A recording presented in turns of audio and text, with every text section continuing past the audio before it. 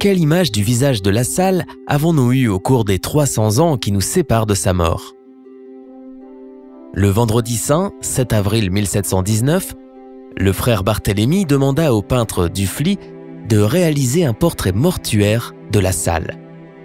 Il fallait avoir une image fidèle du fondateur pour que les futures générations de frères et de tous les Lassalliens puissent connaître et vénérer la figure du fondateur. Ce portrait a été utilisé pour réaliser la première image diffusée de La Salle, la gravure Crépi. Elle est apparue dans quelques copies de la première édition des Règles et Constitutions de 1726 et dans les Méditations pour le temps de la retraite en 1730. En 1733, la biographie de Blain répand la seconde image du fondateur, la gravure de Scotin. Considérée comme l'un des chefs-d'œuvre de l'iconographie lassallienne et créée à partir du premier tableau de Léger. Cette toile a également été réalisée en utilisant le modèle de La Salle. Le début du procès de canonisation de Jean-Baptiste de La Salle, en avril 1836, marque une nouvelle étape dans son iconographie. À partir de 1840, lorsque le fondateur fut déclaré vénérable, et jusqu'à sa béatification en 1888, l'Institut se chargea de diffuser publiquement l'image du serviteur de Dieu pour susciter la dévotion populaire et obtenir les miracles indispensables à sa canonisation. En 1882, il fut décidé que le second tableau de Léger serait le portrait officiel de l'Institut, parce qu'il représentait fidèlement le fondateur. D'autres propositions ont été moins bien acceptées de la part des frères, mais elles ont aussi influencé la production d'une nouvelle iconographie. La biographie écrite par Rabelais, publiée à l'occasion de la béatification de La Salle, marqua une étape importante dans l'iconographie lassallienne. Il recueillit de nombreuses gravures sur la vie du fondateur qui montrent la mentalité religieuse de la société française de cette époque. Une spiritualité sévère où la piété se centrait sur la souffrance et la passion du Christ. Le 24 mai 1900, La Salle fut proclamé saint par le pape Léon XIII.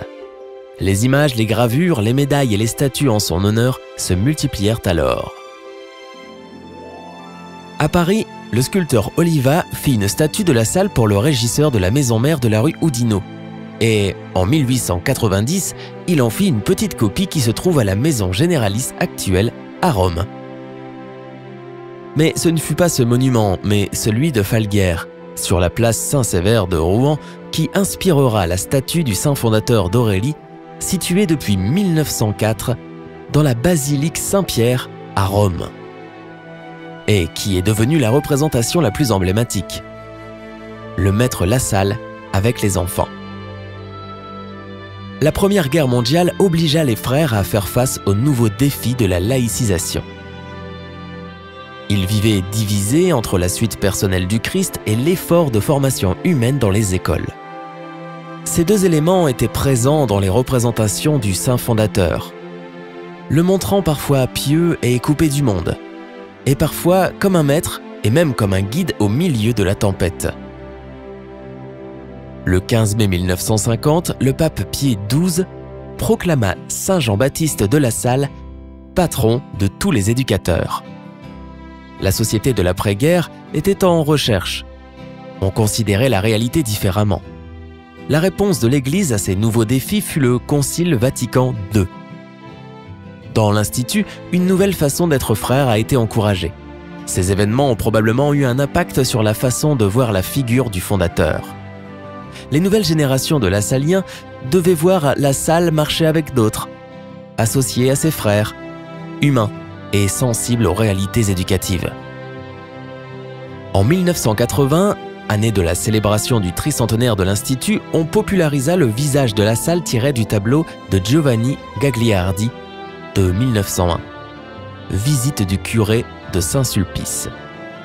À cette époque, deux peintres italiens du début du XXe siècle étaient populaires, Aurelio Mariani et Giovanni Gagliardi. Ces artistes ont peint une série de tableaux sur la vie du saint fondateur. Ces tableaux répondaient peut-être à cette nouvelle sensibilité parce qu'ils montraient La Salle sous un jour humain et proche.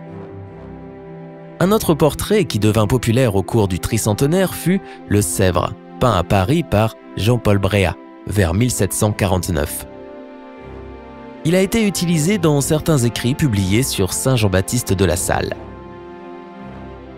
En chaque pays où les frères se sont installés, on reproduisit les lignes iconographiques européennes, ou on en créa de nouvelles, répondant au besoin d'intégrer la pensée lasallienne à chaque réalité éducative.